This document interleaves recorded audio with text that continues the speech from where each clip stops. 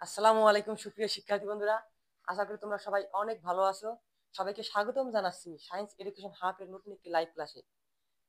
বা প্রতিবারের ন্যায় আবারও হাজির হলাম গুরুত্বপূর্ণ একটি টপিক নিয়ে। আজকে আমি সাধারণ জ্ঞানের একটা প্রাচীন এবং অতি প্রাচীনতম একটা টপিক পড়াবো। যে সাধারণ জ্ঞানের বাংলাদেশ বিষয়াবলীর সবচেয়ে প্রাচীনতম টপিক হলো প্রাচীন বাংলার জনপদ। তোমরা দেখতে পাচ্ছ আমি প্রাচীন বাংলার জনপদ বোর্ডে লিখে রাখছি। এই প্রাচীন বাংলার জনপদ খুবই একটি গুরুত্বপূর্ণ টপিক। প্রত্যেক বছর তুমি ঢাকা বিশ্ববিদ্যালয় বলো, ঢাকা সহ বিশ্ববিদ্যালয় সহ দেশের অন্যান্য পাবলিক বিশ্ববিদ্যালয় বলো, বিসিএস বলো, বিভিন্ন প্রতিযোগিতামূলক পরীক্ষায় এই প্রাচীন বাংলার জনপদ থেকে দুই একটি প্রশ্ন এসেই থাকে। এই প্রাচীন বাংলার জনপদটি আজকে আমরা খুব সুন্দরভাবে পড়ব। তো ভাইয়া, প্রাচীন বাংলার জনপদ পড়ার আগে জানতে হবে যে প্রাচীন বাংলার জনপদটা আসলে কি। যেমন পূর্বে আজকে যেমন বাংলাদেশের বিভিন্ন জেলা বিভাগ নিয়ে গঠিত, যেমন রংপুর বিভাগ, ঢাকা বিভাগ, রাজশাহী বিভাগ। পূর্বে বাংলাদেশ নামে কোনো অখণ্ড রাষ্ট্র ছিল না এরকম। বাংলাদেশের এই অঞ্চলগুলো বঙ্গ, পুন্ড্র, হরিকেল, কামরূপ, কাম্যলিপ্ত এইরকম জনপদ, এরকম প্রায় 16টি জনপদে বিভক্ত ছিল। তাই এই জনপদগুলো খুবই গুরুত্বপূর্ণ এবং পরীক্ষায় আসে বারবার। তোমরা কি করো, এই জনপদগুলো পড়তে 1.5 থেকে 2 ঘন্টা সময় লাগো। আজকে শুধু 10টা মিনিট সময় দাও, আমি এই জনপদগুলো একদম এখানেই মুখস্থ করে দেবো ইনশাআল্লাহ। তোমরা দেখছো যে আমি মানচিত্র এঁকে রাখছি এবং মানচিত্র দেখে দেখে সুন্দরভাবে তোমাদের প্রাচীন বাংলা জনপদগুলো পড়াবো। তো দেখো ভাইয়া, টেকনিকে আমরা প্রাচীন বাংলা জনপদ আজকে পড়বো। তো সর্বপ্রথম যেটা দেখবো আমরা, এই সর্বপ্রথম আমরা এই জায়গায় ভাগ করবো। এটা কি ভাইয়া? এটা বাংলাদেশের, তোমরা জানো যে এটা বাংলাদেশের পূর্ব দিক, এটা হলো উত্তর দিক, এটা হলো দক্ষিণ, এটা পশ্চিম। তাহলে প্রশ্ন আসে যে বাংলাদেশ সবচেয়ে পূর্বের দিক কোনটা, পূর্বের জনপদ কোনটা? তোমরা জানো যে বাংলাদেশ সবচেয়ে পূর্বের জনপদ হলো হরিকেল জনপদ। এটা কোন জনপদ ভাইয়া? হরিকেল জনপদ। বারবার প্রশ্ন আছে যে বাংলাদেশের সবচেয়ে পূর্বের জনপদ কোনটি? বাংলাদেশের সবচেয়ে পূর্বের জনপদ হলো হরিকেল জনপদ। একদম সোজা, এখানেও পাহাড় আছে, এখানেও পাহাড় আছে। কারণ হরিকেল জনপদ কোন কোন জেলা নিয়ে গঠিত? এখানে তোমরা জানো এই সিলেট, সুনামগঞ্জ, হবিগঞ্জ, মৌলভীবাজার, এইদিকে তোমার কক্সবাজার, বান্দরবন, রাঙ্গামাটি, খাগড়াছড়ি এবং চট্টগ্রাম, এই জেলা নিয়ে বাংলাদেশের সবচেয়ে পূর্বের জনপদ হরিকেল জনপদ অবস্থিত। বারবার প্রশ্ন আছে যে বৃহত্তর সিলেট কোন জনপদের অন্তর্ভুক্ত? হরিকেল জনপদের অন্তর্ভুক্ত। বৃহত্তর চট্টগ্রাম কোন জনপদের অন্তর্ভুক্ত? হরিকেল জনপদের অন্তর্ভুক্ত। কক্সবাজার কোন জনপদের অন্তর্ভুক্ত? হরিকেল জনপদের অন্তর্ভুক্ত। বারবার এটা প্রশ্ন আছে যে বাংলাদেশের সবচেয়ে পূর্বের জনপদ কি? হরিকেল জনপদ। তারপরে আমরা হরিকেল জনপদের উপরে যদি চলে যাই, এই যে এটা হলো কামরূপ জনপদ। এটা কোন জনপদ ভাইয়া? এটা হলো কামরূপ জনপদ। হরিকেল জনপদের উপরেই হলো কামরূপ জনপদ। কামরূপ জনপদ ভারতের জলপাইগুড়ি এবং আসামের কামরূপ জেলা নিয়ে গঠিত। এটা হরিকেল জনপদের উপরে অবস্থিত হলো কামরূপ জনপদ। তারপরে হরিকেল জনপদের নিচে অবস্থিত হলো আরাকান জনপদ। কোন জনপদ ভাইয়া? আরাকান জনপদ। এই আরাকান জনপদ, তোমরা জানো যে মিয়ানমারের একটি প্রদেশের নাম হলো আরাকান, যে প্রদেশ থেকে রোহিঙ্গারা বাংলাদেশে এসেছে। এই আরাকান জনপদ মিয়ানমারের আরাকান প্রদেশ এবং কক্সবাজারের কিছু অংশ নিয়ে গঠিত এই আরাকান প্রদেশ। তা আরাকান জনপদ, তাহলে এইগুলো, এই জনপদ শেষ। তারপরে ভাইয়া তোমরা জানো যে এই জায়গায় ত্রিপুরা অবস্থিত। এই ত্রিপুরার সাথে বাংলাদেশের সবচেয়ে বিখ্যাত জনপদ হলো সমতট জনপদ অবস্থিত। এটার নাম কি ভাইয়া? সমতট। বাংলাদেশ সবচেয়ে বিখ্যাত জনপদ হলো সমতট জনপদ। এই সমতট জনপদ থেকে প্রত্যেক বছর অনেক অনেক প্রশ্ন আসে।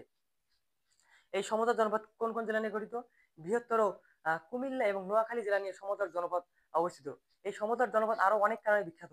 এই সমতট জনপদের রাজধানীর নাম হলো বড়কামতা, যার বর্তমান নাম হলো, যার আরেক নাম হলো রোহিতগিরি। বড়কামতা, যার আরেক নাম হলো রোহিত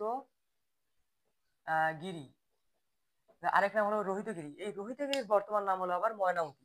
এই রোহিতগিরির বর্তমান নাম কি? ময়নামতি। তাহলে ভাইয়া সমতট জনপদের রাজধানীর নাম কি? সমতট জনপদের রাজধানীর নাম হলো বড়কান্তা, যার বর্তমান নাম হলো রোহিতগিরি। এবং সরি, সমতট জনপদের রাজধানীর নাম হলো বড়কান্তা, যার আরেক নাম হলো রোহিতগিরি।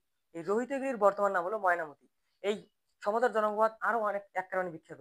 তোমরা সপ্তম শতকে, সপ্তম শতকে হিউয়েন সাং, হিউয়েন সাং, তোমরা জানো হিউয়েন সাং হলো একজন চৈনিক পরিব্রাজক। এই হিউয়েন সাং চৈনিক পরিব্রাজক সপ্তম শতকে এই সমতট জনপদ ভ্রমণ করতে এসেছিলেন এবং এই সমতট জনপদের অন্যতম নিদর্শন হলো শালবন বিহার। শালবন বিহার, এই সমতট জনপদের অন্যতম নিদর্শন হলো শালবন বিহার। তাহলে ভাইয়া সমতট জনপদ সমতল জনপদ বাংলাদেশের বৃহত্তর নোয়াখালী এবং কুমিল্লা জেলা নিয়ে গঠিত। সমতল জনপদের রাজধানীর নাম হলো বড়কামতা, যার অন্য নাম রোহিতগিরি। এই রোহিতগিরির বর্তমান আবার হলো ময়নামতি। এই সমতল জনপদে সপ্তম শতকে চৈনিক পরিব্রাজক হিউয়েন সাং ঘুরতে এসেছিল এবং এই সমতল জনপদের অন্যতম নিদর্শন হলো শালবন বিহার। এই সমতল জনপদ, এই সমতল জনপদের একটি নিচে এইটুকু জায়গায় মিল এইটি এক নিচে এই জনপদের নাম হলো চন্দ্রদ্বীপ। চন্দ্রদ্বীপ, এই জনপদের নাম কি হইয়া চন্দ্রদ্বীপ। সমতল জনপদের নিচে এই জনপদের নাম হলো চন্দ্রদ্বীপ। চন্দ্রদ্বীপ কোন কোন জেলা নিয়ে গঠিত তোমরা জানো? চন্দ্রদ্বীপ বৃহত্তর বরিশাল জেলা নিয়ে গঠিত। এই জেলা হচ্ছে বরিশাল, পিরোজপুর, পটুয়াখালী, বরগুনা এইসব জেলা নিয়ে তোমার চন্দ্রদ্বীপ জনপদটা গঠিত। তোমরা এও জানো যে বরিশালের পূর্ব নাম কিন্তু ছিল চন্দ্রদ্বীপ। তারপরে চন্দ্রদ্বীপের এই জায়গায় নিচে এই জায়গায় একটা গুরুত্বপূর্ণ জনপদ আছে। এই জনপদের নাম হলো সপ্তগাঁও। এই জনপদের নাম কি ভাইয়া? সপ্তগাঁও। সপ্তগাঁও চন্দ্রদ্বীপের নিচে যে জনপদটা আছে সেটার নাম হলো সপ্তগাঁও। সপ্তগাঁও কোন কোন কোন জায়গা নিয়ে গঠিত? সপ্তগাঁও খুলনা এবং কক্সবাজারের কিছু অংশ নিয়ে সপ্তগাঁও জনপদটি গঠিত। তোমরা যে দেখতে পাচ্ছ এই যে এই জনপদগুলো শেষ, এই বৃহত্তর অংশটা দেখতে পাচ্ছ, এই যে এই বড় অংশটা দেখতে পাচ্ছ, এই বড় অংশটা হলো এটার নাম হলো বঙ্গ জনপদ।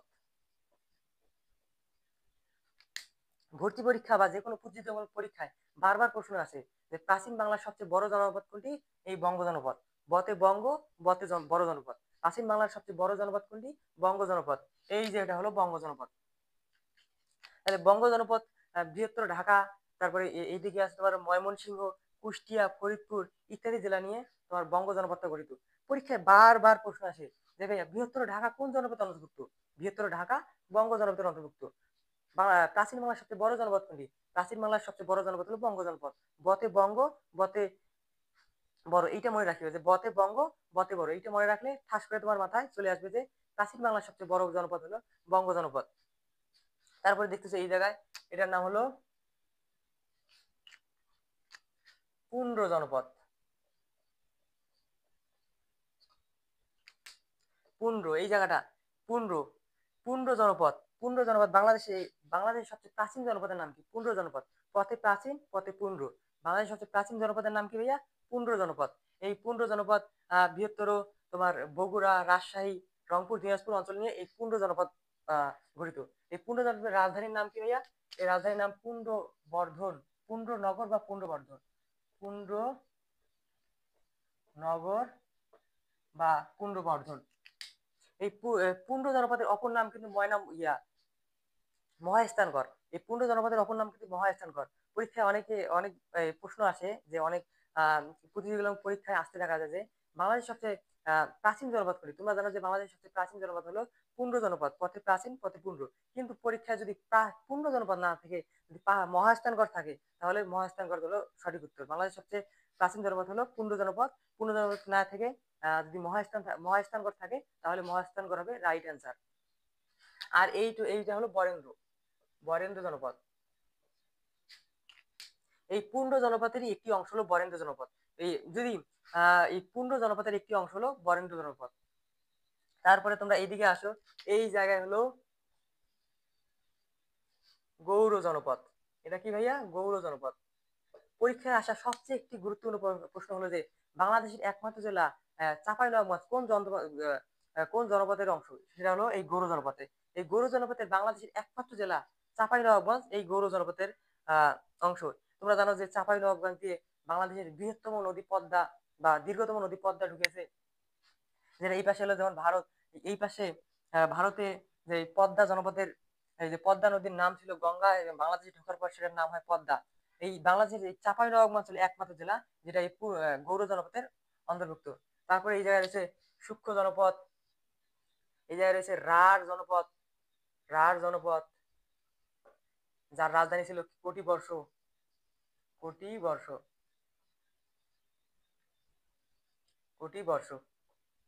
এটি ভাগীরথী নদীর পশ্চিম তীরে এই রাঢ় জনপদ অবস্থিত। শেষ জনপদ শেষ ভাইয়া, কতক্ষণ লাগলো? বাংলাদেশের প্রাচীন বাংলার জনপদ পড়তে যেখানে তোমরা 2 ঘন্টা 3 ঘন্টা লাগাও, জনপদ মাত্র 10 মিনিটে শেষ। এখন দেখো আমার সাথে একবার বলো, জনপদ থেকে সময় লাগে না, শেষ। দেখো বলো, আমি চোখ বন্ধ করে প্রাচীন বাংলার জনপদ বলতেছি, যে বাংলাদেশের সবচেয়ে পূর্বের জনপদ হলো হরিকেল জনপদ। হরিকেল জনপদ বৃহত্তর সিলেট এবং চট্টগ্রাম নিয়ে অবস্থিত। হরিকেল জনপদের উপরে রয়েছে কামরূপ জনপদ। কামরূপ জনপদ ভারতের জলপাইগুড়ি এবং আসামের কামরূপ জেলা নিয়ে গঠিত। তারপরে হরিকেল জনপদের নিচে রয়েছে আহ আরাকান জনপদ। আরাকান জনপদ মিয়ানমারের আরাকান প্রদেশ এবং বাংলাদেশের কক্সবাজারের কিছু অংশ নিয়ে গঠিত। তারপরে ত্রিপুরার সাথে রয়েছে সমতট জনপদ, সবচেয়ে বিখ্যাত জনপদ। সমতট জনপদ বিখ্যাত বগুড়া এবং নোয়াখালী, বিখ্যাত কুমিল্লা এবং নোয়াখালী নিয়ে গঠিত। সমতট জনপদের রাজধানীর নাম হলো বড়কান্দা, যার অপর নাম রোহিতগিরি। রোহিতগিরির বর্তমান নাম হলো ময়নামতি। এই সমতট জনপদে সপ্তম শতকে চৈনিক পরিব্রাজক হিউয়েন সাং গ্রহণ করতে এসেছিলেন এবং এই সমতট জনপদের অন্যতম নিদর্শন হলো শালবন বিহার। সমতল জনপদের একটু নিচে অবস্থিত হলো তোমার চন্দ্রদ্বীপ জনপদ। চন্দ্রদ্বীপ জনপদ বৃহত্তর বরিশাল, তারপরে পটুয়াখালী, বরগুনা এগুলো নিয়ে পিরোজপুর, এগুলো নিয়ে চন্দ্রদ্বীপ জনপদ অবস্থিত। চন্দ্রদ্বীপ জনপদের নিচে অবস্থিত হলো সপ্তগাঁও জনপদ। সপ্তগাঁও জনপদ খুলনা এবং কক্সবাজারের কিছু অংশ নিয়ে, খুলনা এবং বঙ্গোপসাগরের কিছু অংশ নিয়ে গঠিত। তার উপরে রয়েছে বঙ্গ। বাংলাদেশের সবচেয়ে বড় জনপদ, প্রাচীন বাংলার সবচেয়ে বড় জনপদ হলো বঙ্গ জনপদ। বতে বঙ্গ, বতে বড়। বঙ্গ জনপদ ঢাকা, বৃহত্তর ঢাকা, ময়মনসিংহ, কুষ্টিয়া, ফরিদপুর নিয়ে গঠিত। তার উপরে হলো তোমার পুন্ড জনপদ। বাংলাদেশের সবচেয়ে প্রাচীন জনপদ হলো পুন্ড জনপদ। পুন্ড জনপদ রাজশাহী, বৃহত্তর রাজশাহী, বগুড়া, রংপুর, দিনাজপুর অঞ্চল নিয়ে গঠিত। তার এই পাশে রয়েছে গৌড় জনপদ। গৌড় বাংলাদেশের একমাত্র যে জেলা গৌড় জনপদের অন্তর্ভুক্ত তা হলো চাঁপাইনবাবগঞ্জ। তার এই নিচে রয়েছে সূক্ষ্ম জনপদ। তার এই পাশে রাঢ় জনপদ, যার রাজধানী হলো কটিবর্ষ। তার নিচে রয়েছে তাম্রলিপ্ত জনপদ। শেষ ভাই, প্রাচীন বাংলার জনপদ শেষ। এইভাবে যদি কেউ ম্যাপ দেখে দেখে প্রাচীন বাংলার জনপদ করো, আমার মনে হয় না প্রাচীন বাংলার জনপদ নিয়ে আরো কোনো কনফিউশন থাকবে। আশা করি তোমরা সবাই প্রাচীন বাংলার জনপদ বুঝতে পেরেছো এবং কোন জনপদের অবস্থান কোথায় সেটাও বুঝতে পেরেছো। তো আমরা এখন প্রাচীন বাংলার জনপদ নিয়ে 2-3টা কোয়েশ্চেন দেখবো। আশা করি 2-3টা কোয়েশ্চেন যদি দেখো তোমাদের নিজেরই মনে হবে যে প্রাচীন জনপদ এত সহজে বোঝা যায়, এত সহজে প্রাচীন জনপদ বাংলার জনপদ শেষ হয়ে গেল।